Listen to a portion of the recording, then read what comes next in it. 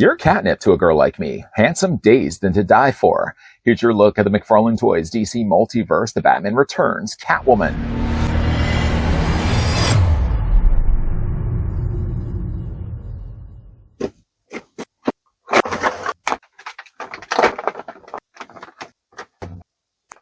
The sequel to Batman pits the Caped Crusader against his most fiendish opponents yet, the evil Penguin, and the sinister and mysterious Catwoman. I know I can't really speak for Miss Kitty, but I'm sure Selina's now feeling so much yummier. Let's go ahead and push forward. We'll take the tape measure. We'll see how tall Selina stacks before we stand her alongside another movie, Selina. What? By the way, I'd also like to thank Popeye the Toy Man that hooked this guy up. We're going to be looking at the entire line thanks to him all throughout this week. As for how tall Selina is going to stand, about 7 inches in height. That's going to work out to be a figure that's 17.5 centimeters tall. I better act quickly before he feeds her floor. Here's what the figure looks like with the already looked at Batman Returns Michael Keaton Batman. Size-wise, I think it's pretty close. I would almost even say that Michael Keaton's Batman maybe should be just a little bit shorter to be then in scale with Michelle Pfeiffer's Catwoman, but I think they translate pretty well here in plastic. I said, though, already that we're going to stack her along with another Selina. This happens to be, though, the Nolan trilogy, or more specifically, The Dark Knight Rises Selina Kyle, played, of course, by Anne Hathaway. Cleaning out Catwoman's litter box, I happen to have found the following accessories. First, the figure does come included with a display stand that, yes, would be no surprise, that happens to be the exact same one that we've already got with Batman. This seems to be the norm moving forward, that they're now using this DC logo, and I'm fine for that. Walking distance from that, like with this one over here, the figure does have pegs that can plug into either one of Catwoman's feet. She does have, though, pretty small feet, so you may want to keep this on the ready. The figure, unfortunately, though, does come included with a trading card. Why say unfortunately? Well, it's unfortunately, though, the exact same one that we've already got with Batman. It wouldn't be so bad if it wasn't, though, just like the front image be the exact same and then the read-up on the back be completely different. But unfortunately, though, what you're only going to be getting is a different image. Everything else is exactly the same. It does say Batman Returns, but it does say Batman above it. It says Catwoman, but I mean, really outside of that, it's the exact same read-up. I do wish that, though, they could have made something a little bit different, something more specific to Batman, something more specific to Selina. Figure does also come included with her whip. Talented, though, Michelle Pfeiffer, she really had to train with a whip, and she was able to successfully there's a video you can see on YouTube where she actually took off the mannequin heads one after the other, and then she skip roped her way outside of the scene. The whip itself is pretty long, and it's made of more of a softer plastic. It does have, though, a very long, very large handle. The handle is thick, although it does still manage to fit into her hands. The hands themselves, finger-wise, at least, is using softer plastic. So you go ahead and just take the handle of the whip. Again, you only really have one hand because the other hand is good for like clawing guys in alleyways. Chris, tick-tock-toe. Anyways, though, I mean, she does hold the whip and she holds it really well. I mean, there's no likelihood that she's going to be dropping it at all. Maybe entertain again the idea that she also comes included with this accessory. Her little kitty, do I have a piece of tape on that? I think I do. Let's just peel the tape off. I thought I got all the tape off all the accessories, even though Catwoman really doesn't have many more. Peeling off, though, the tape, she has her little kitty shocker. The taser, though, does look a little like a cat's. I think actually in the movie, though, she stores it on the side of her leg. There's no real way, though, that you can actually take the taser and clip it onto Catwoman's leg. One way that they could have maybe worked around that, put a little peg there, but really, would anyone want to see a big ugly peg on the side of Catwoman's boots? I would! Okay, apparently the guy in the back would like to see a big obnoxious peg on the side of her leg. That would be the only real workaround to attaching the taser to her leg.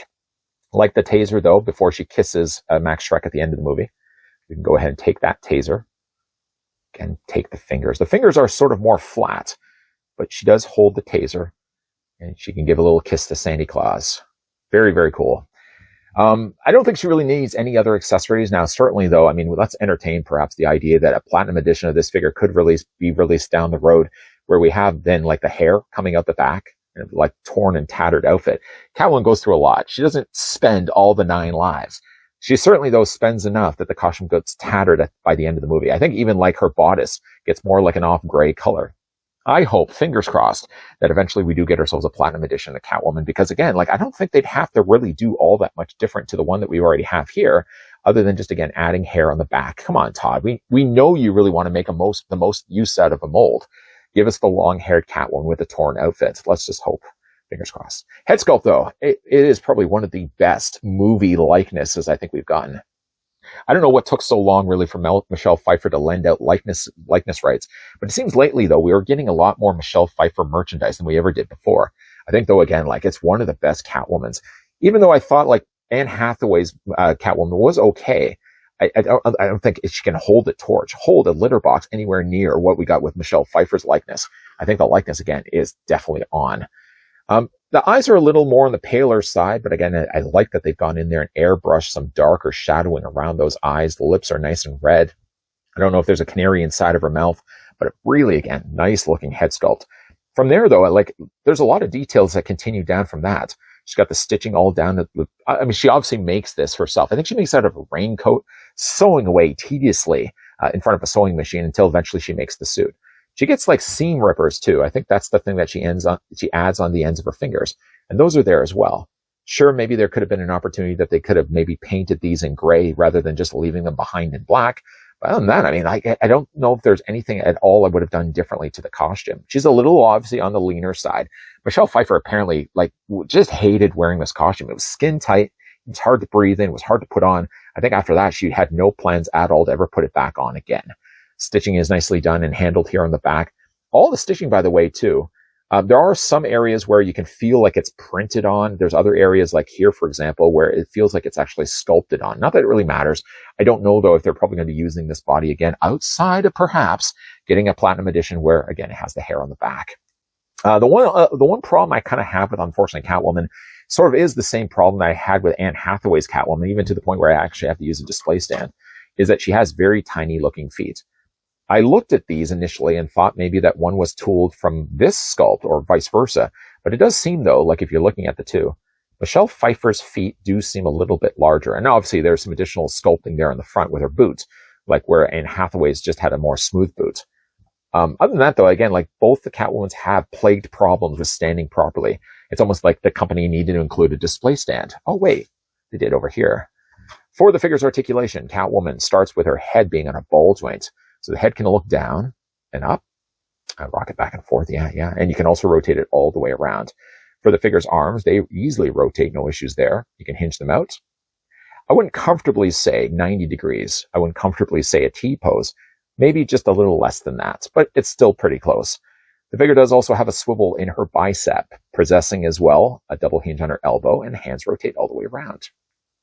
Now, again, she doesn't have any other swappable hands. I don't think really that she really necessarily need it. Yes, one hand, though, again, is, I guess you could maybe try to, where's the taser? Where did I put the little, put it right over here. Take the little taser. Does it fit into this hand?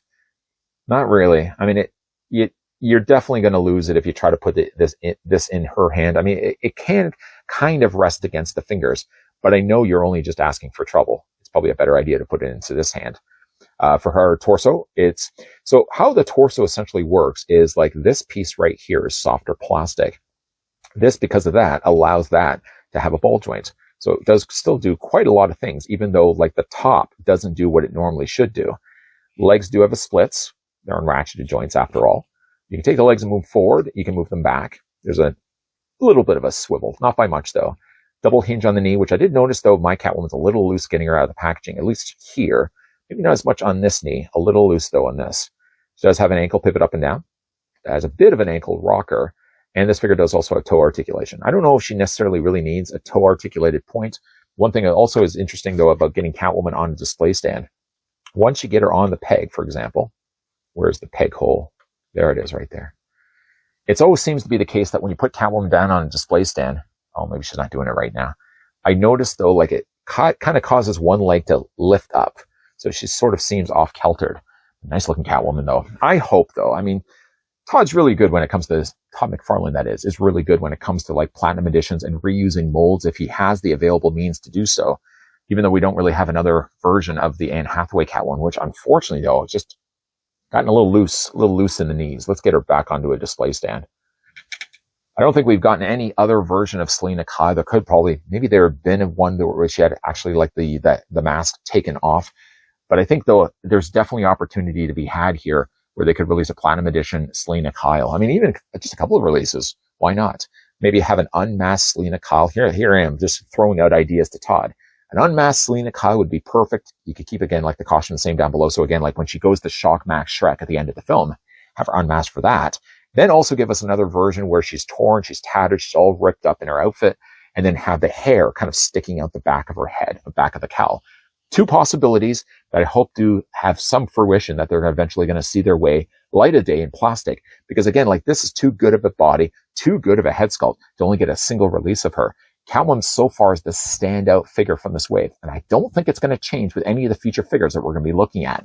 I know I got no clout at all when it comes to what decision making is going behind the scenes in McFarlane Toys, but I can tell you though, I have campaigned for a Batman Returns line for a very long time. Every time a new movie tie-in was released or announced, whether it be Batman and Robin, Batman Forever, I kept saying to myself and saying to other people, anyone that would be interested, I hope at some point we do get ourselves a Batman Returns. Batman Returns is still my all-time favorite Batman movie, bar none. There is still not a Batman movie that's better for me than Batman Returns. And one of the things that go and contribute towards me liking that film so much was Michelle Pfeiffer's performance as Selina Kyle / Catwoman. Broken and split her psyche. I mean, obviously just as torn and tattered as the outfit that she makes from scratch. Of course, one of the things that go really well with Catwoman is the fact she does have a skin-tight suit. Translates, I feel, very well here in plastic.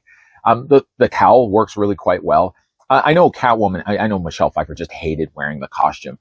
And Barry has openly said she has no plans to ever put the costume back on again. I don't even know if she'd be able to put it on again. I mean, whether it be the case that she could ever wear the suit again, I mean, one thing though to be said, it's one of the most standout roles in any of the live action Batman movies, or for that matter, any superhero movies. I think still, whatever your feelings may be about a sewer dwelling Oswald Cobblepot, Tim Burton, I think, landed when it came to getting the right casting down for these characters. And Michelle Pfeiffer just was perfect. Sean Young, you gotta wonder though, how well would have Sean Young been when it came to doing a Catwoman? I know she, speaking of campaigning, she campaigned for a very long time, even going right to Warner Brothers' doorstep, dressed even as a cat. But she never got the role.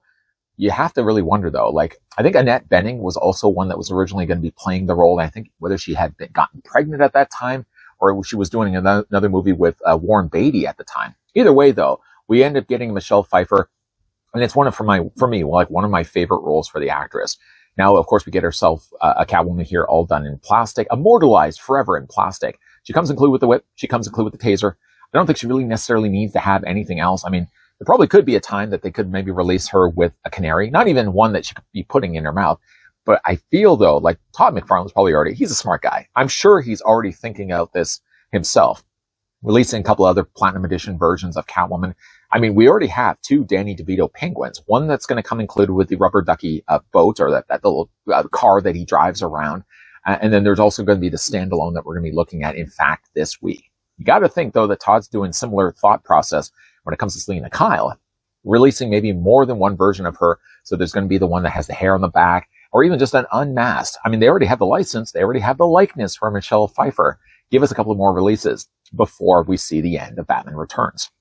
Again, a big thank you to Popeye the Toy Man that, in fact, actually had these available. And I got them for a pretty good price, too. I know, like, with the Batman Returns, especially with the Penguin Commanders, those things are going for stupid money online. But I got them for a pretty good price. And again, thanks to Popeye the Toy Man, we will be looking at all the rest of this wave all throughout the rest of this week.